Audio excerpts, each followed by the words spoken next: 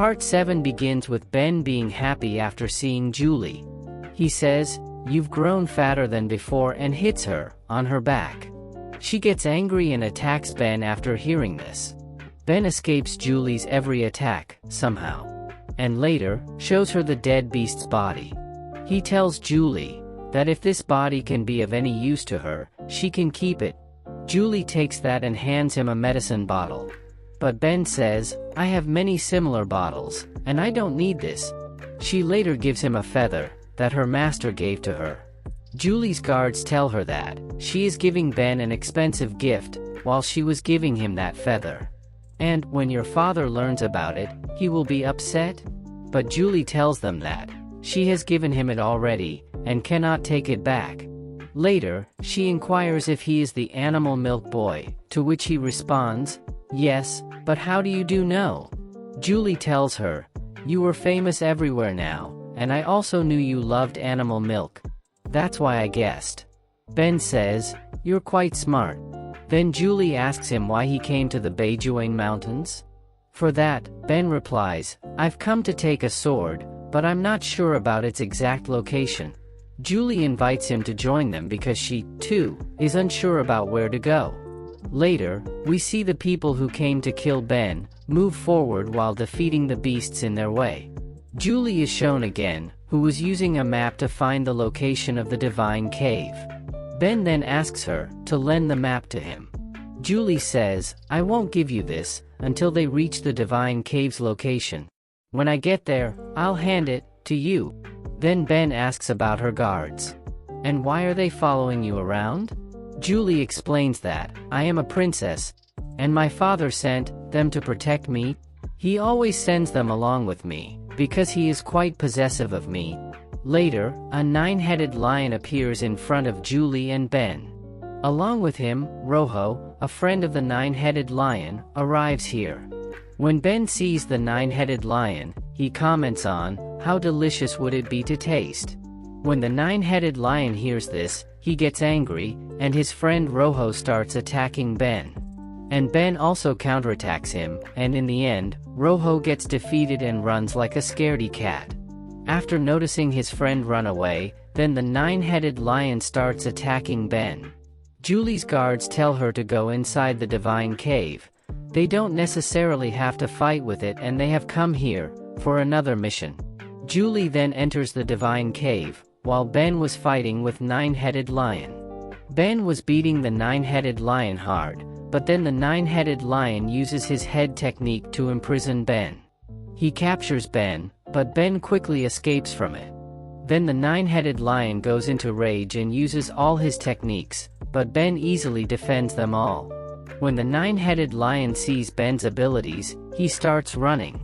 Then Ben attacks it and separates one of his heads using his technique and eats it. After that he starts to meditate, because his head contains strong cultivation power. His blood transformation level reaches 7 during meditation. Meanwhile, he starts hearing sounds coming from the divine cave, and assumes Julie is in danger. He rushes through the cave to help Julie. Then we see the nine-headed lion, whose one head was eaten by Ben, now it is, eight-headed lion, in the cave. Ben then helps the eight-headed lion, who is chased by a pack of wolves. Julie and her guards were also running away from those wolves.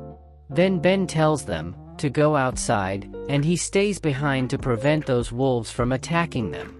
When those wolves notice this, they chase Ben, but Julie and her guards have safely escaped from the cave. Meanwhile, we see wolves start attacking Ben and outnumber him.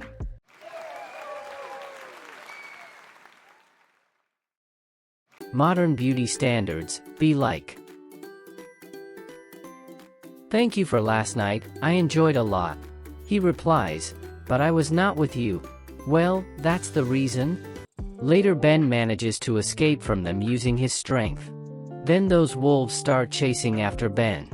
But Ben comes out of the cave and calls, "Come out now, I'll see you end." But the wolves, on the other hand, do not come because they live in the dark and are afraid to come outside.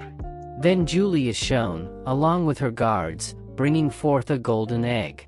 That egg was in golden color and strong power was surging from it.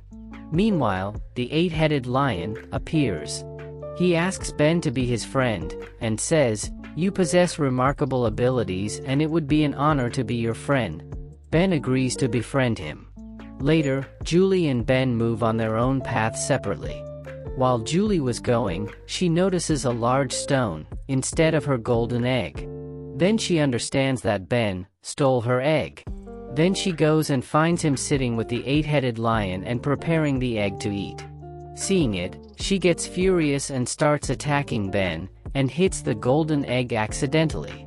Then slowly the egg breaks and a baby comes from it, and it is the wolf gold beast's baby. It was so cute and adorable. Later that baby starts adoring Ben and then he gives him a name, Ben Wolf. But when she tries to persuade Ben Wolf to take him along with her, then Ben Wolf refuses to go with her. Julie claims that if I don't get him, I won't give you the map. Listening to that, Ben hands over Ben Wolf to her, and she gives the map to him. Now Ben has the map, and Julie has the Ben Wolf. Later Ben is on his way, riding on the back of eight-headed lion, and Julie was watching him from sky. Then a shield struck Ben and the eight-headed lion. Soon, the people who came to kill Ben have also arrived. They start to attack the eight-headed lion, but Ben using lion beast technique and the eight-headed lion using his full power, start attacking the shield and break it. Meanwhile, the lady among them uses her scrolling technique to attack Ben. Ben gets affected by it and sent to a fantasy world. There he sees his parents, and how they were attacked by Vilgax's clan. On the other hand, the eight-headed lion tries to defend them. Meanwhile, Ben seeing the people of Vilgax's clan attacking his parents, gets furious and comes out of the dream world. He attacks and injures the girl by using his lion beast technique.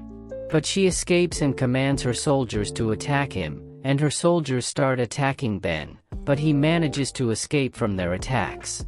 And sends the eight-headed lion to the other side. But he and them arrive at a frozen lake. It was a trap set by Ben. Then a dragonfish comes out and eats one of them. Ben seeing the opportunity, runs from here and catches a red bird and rides on it. It was the same red bird that he tried to catch but didn't eat it before, but the red bird was not cooperating. So Ben warns it that if you don't fly quickly, he'll pluck all of your feathers. Then the bird gets scared and takes him to a faraway place. On reaching here, the bird starts saying that, "You have insulted me by talking about eating me, but I have a dream like others, and that is, to become like Master You." Then Ben remembers that he was the teacher of Julie, whose feather she has given to me. He showed the feather to the bird, then the bird got shocked and asks, if it was given to him by Master You? Then Ben replies, yes. Listening to it, the bird asks whether he knows him and if he will take me as his student, to which he responds yes. However, you must take me to the place I mention. Then the bird starts flying fast to the direction which Ben says.